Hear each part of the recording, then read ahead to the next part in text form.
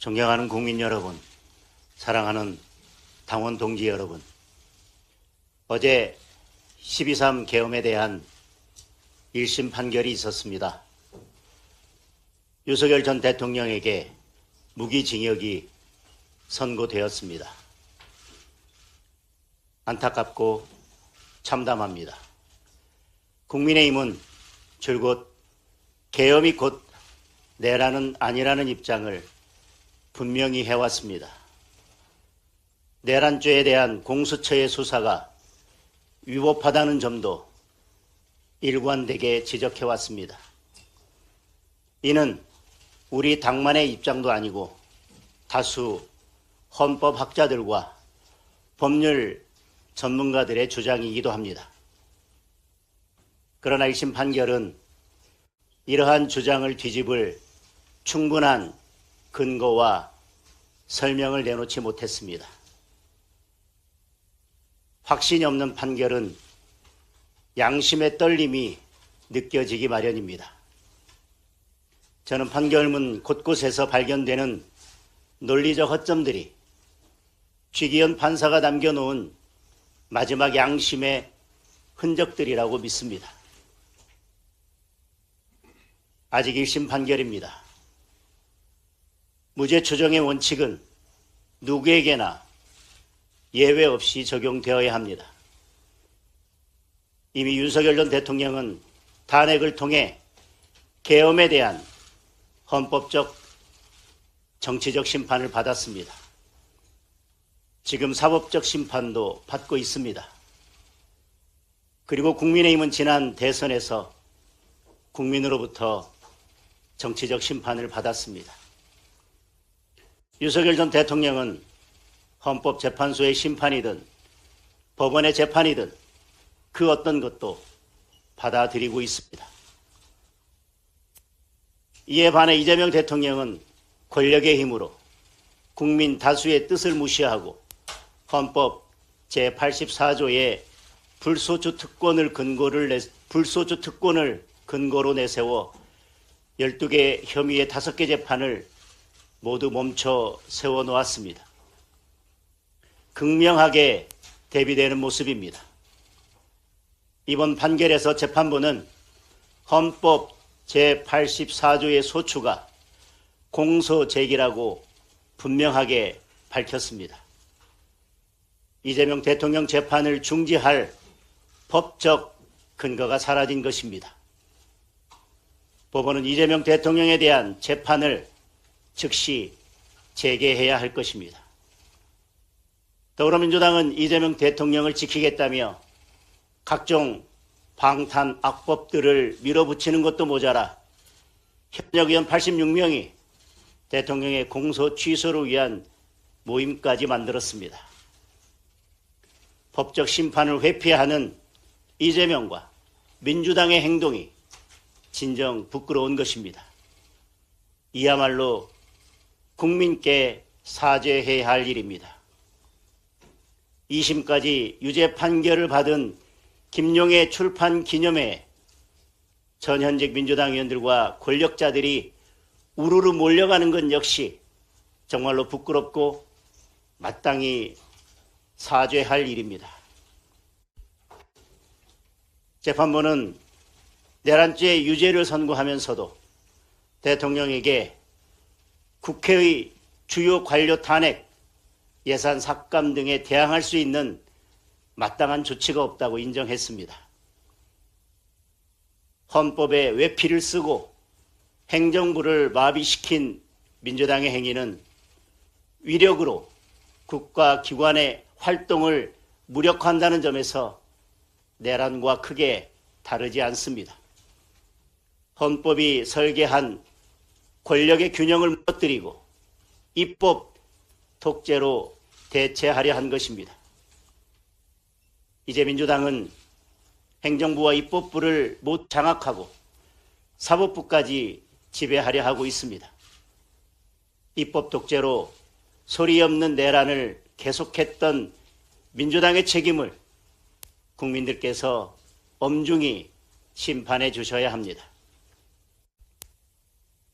당원 동지 여러분, 말이 아니라 행동으로, 결과로 책임지는 정치, 그것이 보수입니다.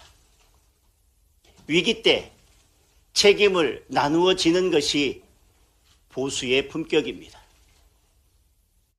무도한 특검이 무리하게 기소했던 사건들이 줄줄이 무죄가 선고되고 있는데도 이에 대해 아무 말도 못하는 것, 이것이 보수의 품격은 아닐 것입니다. 책임을 회피하는 상대방 앞에서 책임을 질 줄 아는 우리가 스스로 움츠러들 이유가 없습니다. 국민들께서 지금 국민의힘에 요구하는 것은 유능함입니다. 강한 국민의힘, 변화하고 혁신하는 국민의힘입니다. 당원들께서 국민의힘에 요구하는 것은 당당함입니다. 진정한 덧셈 정치는 서로 다른 생각들을 모아 한 목소리를 내는 것입니다. 각자의 선 곳은 달라도 같은 방향을 향해 목소리를 더하고 곱하는 것입니다. 우리는 이미 여러 차례 사과와 절연에 대한 입장을 발표했고 그에 따른 변화와 혁신의 노력도 지속하고 있습니다. 그럼에도 불구하고 사과와 절연의 주장을 반복하는 것은 분열의 씨앗을 뿌리는 일입니다. 그리고 분열은 최악의 무능입니다.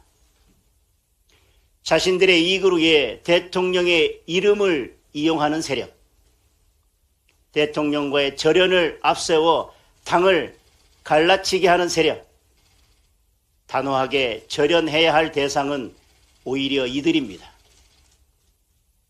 정작 지금 국민의힘이 놓치고 있는 것은 우리의 역할입니다. 헌법질서 파괴와 법치 파괴를 어떻게 막아낼 것인가? 이재명 정권의 신독재 광풍으로부터 대한민국의 자유민주주의를 어떻게 지켜낼 것인가?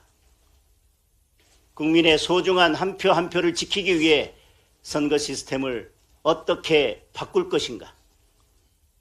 국민은 지금 우리 당의 역할을 묻고 있습니다.